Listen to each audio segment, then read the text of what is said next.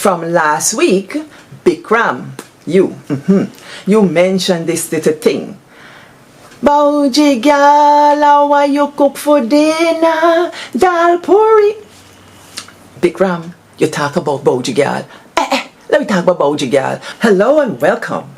This is What the Stories Say, and I'm your host, Dr. Pauline Baird, cultural bearer from the village of Buxton, Guyana. And I tell our stories. I tell our family histories, our whispered stories, our practice hidden and sometimes long lost traditions. And like we say in the village, what the stories say? Are you come in and sit down? I just went out there to do something and I see some monkeys making off with a pumpkin and they're having a good time. I'm going to show you all the video somewhere. So what are we doing here back here today? Now, this is the Japanese ikebana. And why I say that is because I live in Japan, I work here, I teach junior engineers and things like that.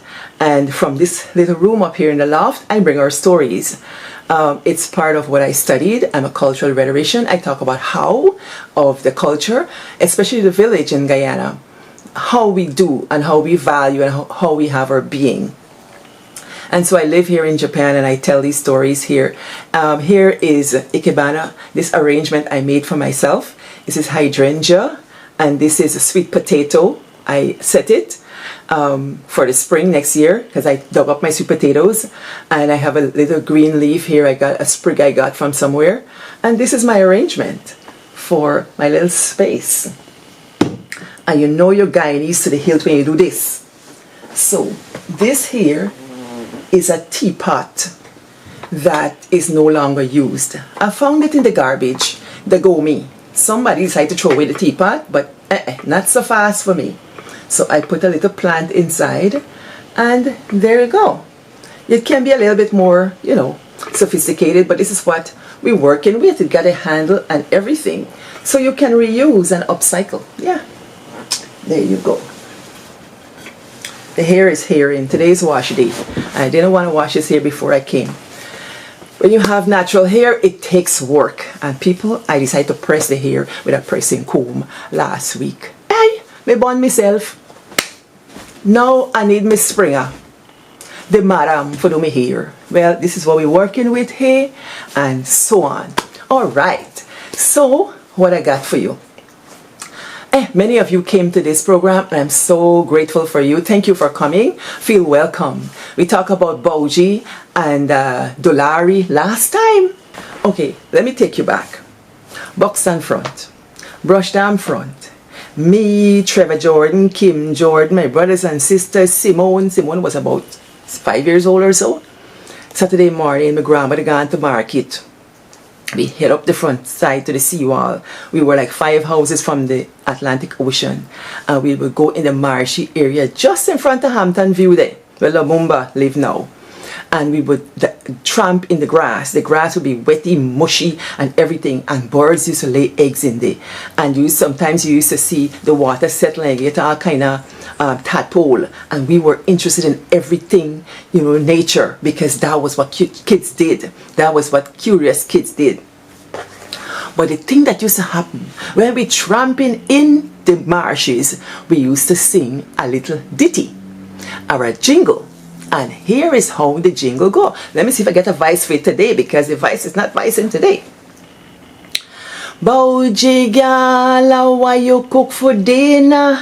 Dal Perri with champion baking powder. Dish 'em out and put 'em on a table. The cook not nice, me go eat more than me able. A mutton curry taste nice, a Dal Perri eat good. Thanks to Indie curry and champion baking powder.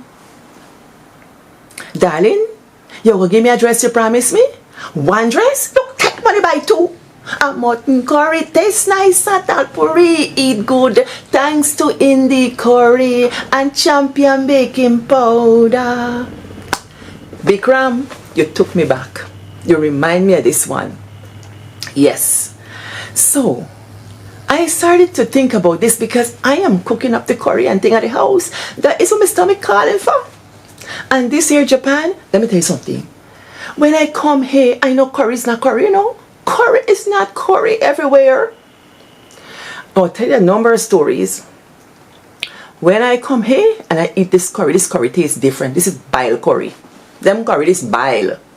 Guyana curry, when you cook it, you got to fry it. You fry it.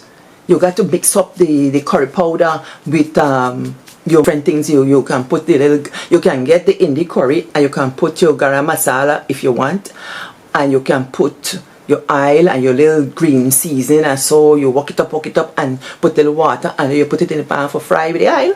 Yeah. And then you do your curry, you put the chicken or whatever. Yes, that's how I know. But hey, it there in a packet, it's semi-solid like a cube, and you pop out a piece and throw it in your pot. Bile curry tastes very different. So let's get into this Bhouji Gyal song. And last time we talked about Bhouji, and we know from Lalita, my friend, that Bhouji is a daughter-in-law. I started to imagine this situation. Art imitates life, and it can tell you a little bit about our culture, our Guyanese culture that is multicultural. And these stories come from the East Indian culture, particularly the Hindu part of it. So, in the curry, my research tells me that Edward B. Beharry, sometime in the 1930s, became a trader. He retailed goods and different things. He started up this company. He started manufacturing, and a couple of things he manufactured are familiar things: Indi curry and Champion baking powder and Chico. So much so, Chico is chewing gum or bubble gum. So much so that Guyanese, no matter what kind of gum they see, Bubblicious, whatever, all is Chico. So he was the brains behind that. They call him a magnate, Guyanese magnate. When I was a kid, we know about Beharry and Sons. Now they call it Beharry and Company. And he's into so many more things. Beharry is long dead. And what I discovered, this Hindi curry, I used to think it's Hindi curry, because you know, when I did it with curry long ago, you don't see in packet, you can't read it. But I checked it out. I want to put the picture up there. It's Indi curry, I-N-D-I. You know how you get the name Indi curry? Apparently Beharry's eldest son was called Inderjeet. Me never know that. Inderjeet name indeed upon the packet. Beharry and Sons. News to me. So, come down to this other thing. When we talk about culture and food, this curry business, you know, goes across Guyanese culture. Our palates are so fused and multicultural. It's not even a thing you're aware of, maybe until you leave Guyana. So, and as I am thinking about this song, Bhouji Gyal we cook for dinner, I can imagine when the narrator said, Bhouji Gyal, why you cook for dinner? Well, it is so endearing. It tells me a little bit of a domestic partnership, that it is not an contested partnership. There's not animosity there. Bhouji Gyal, you know, this Gyal is an endearment. It means girl. And in Guyanese culture, no matter how big you are, no how old you are, you're a Gyal. Me and Guyanese Gyal, me and boxing Gyal. That youthfulness is still there. And so, to his wife, I assume it's his wife, yes, Bhouji Gyal, we cook for dinner. It could be a father-in-law asking a daughter-in-law, we cook for dinner. And she say, Dal Perri with Champion baking powder. I think Beharry was onto something there, man. He coming to all households. Indi curry coming to every Guyanese household. Una eat Indi curry in a day. Yes. And so, we learn that she made this Dal Perri. What is Dal Perri? Dal Perri is like a flat bread, a fried bread, something like that. It is packed with peas, split peas that's cooked and ground and everything, and cooked inside, flattened out, baked on a tawa or a roti pan. It's a whole thing. And you know, as a kid I learned to make Dal Perri. Let me tell y'all, I make a bunch of biscuit before I could make Dal Perri. Them biscuit have been hard to tell if it's not on your block plate. Yeah. And I make and I make and I make. And I didn't know how to make. I got a better idea how to make it hands-on, because home economics class was a class that we really used to do practical things. what was the home ec teacher again? Was an Indian teacher. I can't remember her name. But she taught us to make Dal Perri. And so when they had faculty meeting, and so the home ec students used to make Dal Perri for that. Nice. And then I saw my auntie Sissy make Dal Perri. When she actually made it, I could see how you make it in bulk, and then I felt the texture. It got to feel like cloth. It comes out very sticky. It's very sticky dough. And then you oil your hand and you knead it. So it comes out a kind of texture, I don't know. But I know the touch for Dal Perri. When I get the touch, I know it's going to be good. And guess what? Some friends in California, yes, you Loris and Glenda and them dare me for cook food at their house. Then tell me you can cook. Me say yes. And say we can cook Dal Perri. Me hear that they me back there and say, hey, everybody they say they can make Dal Perri. Now we see what she can do. People, when we put out a Dal Perri pan them, every time I go to tell me I make Dal Perri, that was a licking picking Dal Perri. I saw you melt in your mouth. I saw you like a clot, like a Dal Perri. Me can boast. Me can make Dal Perri. I take that. So this man is asking, and she make it with Champion baking powder. That's the Guyanese baking powder from Edward B. Beharry and Sons. So she says she make Dal Perri with Champion baking powder. He said, dish them out, serve it, dish them out and put them on a table. Put it on the table. This cook now, this food, cook now nice. Because he knows she hands sweet. He knows she hands sweet. Cook now nice. He not going to taste them first? He know. He said, me go eat more than me able. He belly go full, he go chock. He go eat more than me able. He said a mutton curry tastes nice, a Dal Perri eat good. Listen, me envision like when he don't eat. He said, this mutton curry tastes nice, this Dal Perri eat good. The Dal Perri eat good. The Dal Perri is not eating, is the act of eating. The result of the eating, they say eat good. So, if you're eating a sandwich and it tastes good, you can say this thing eat good. That's how Guyanese talk. You see, it eat good. This is not English. This is Creolese.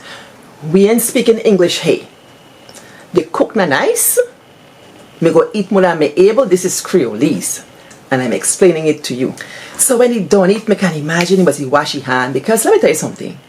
If you eating Dal Perri with curry, mutton curry, and you eating it with knife and fork, something wrong. Something wrong with you. You get the wrong orientation. People pull down the thing and take what God gave you. And you take your Dal Perri and walk it up so and pick up your curry and eat it. Me and one friend, we used to go on one place after Sir Potter College. Every time we get paid, we go and buy something and we go to this place. I can't remember the place now. It was a new place with plenty things and nice food and so on Dal Perri. And my friend take out knife and fork. We say, what's wrong with you, girl? Take out your hand. You got to eat this thing with your hand. So we have that. What I see happening here is a bird's eye view into domestic partnerships. Like what a man expects when he comes home. He expects Bhouji Gyal to have food ready. This can be very gendered and considered very sexist. I'm quite aware of that. But I want you to understand cultural context that can give us a window into the life of certain communities like ours. In the Guyanese community, like it or not, girls are raised to be mothers and wives. You think back, you would hear, hey, when you get your house, that's what you gotta do? You better do that thing good because you ain't get your husband. Since you need, as far as me can remember, them always tell you how to clean house, how to cook and so on. Because when you get your husband, when you're married, when you get your own house, we are groomed for a certain role. In my research, my dissertation project, I talked about girl-child training and what happens in there. And it's not just Guyana, it's the Caribbean. Because Jamaica Kincaid talks about girl. And she explains some of those things, you know. Go check it out, her short story, Girl. And you get windows into this culture.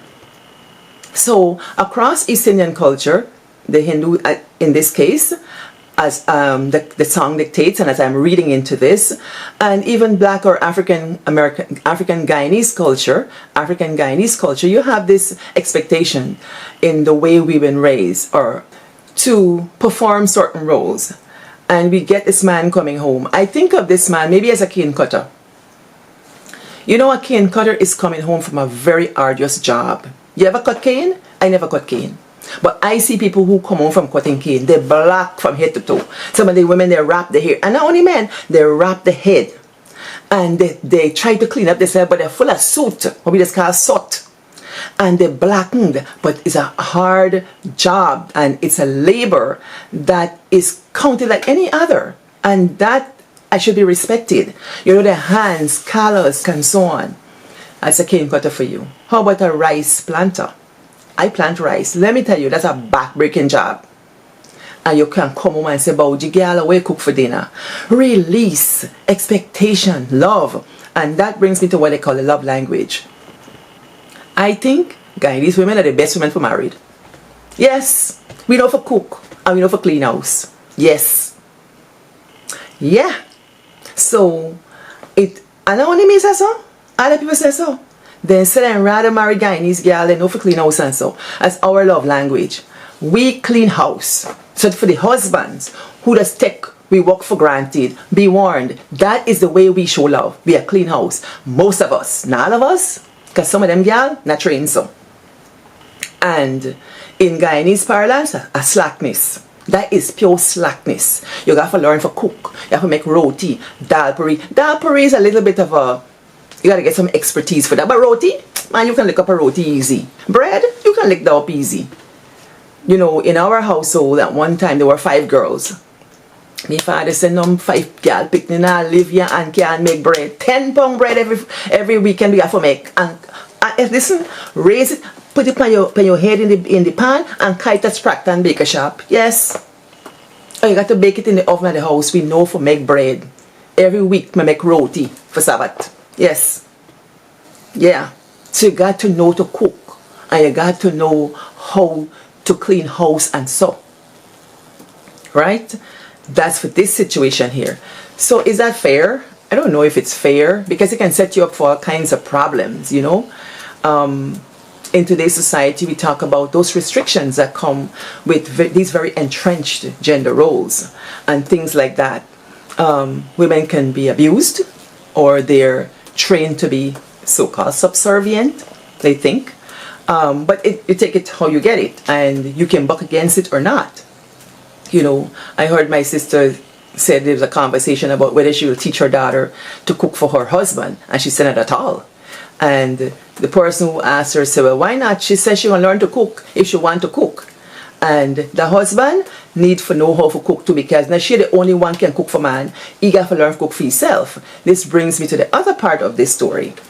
You know, when we think about gender roles and cooking, not only women cook, especially when you look into the Hindu culture, you open that window and you see men Thank you cooking. for watching. This is the end of part 1.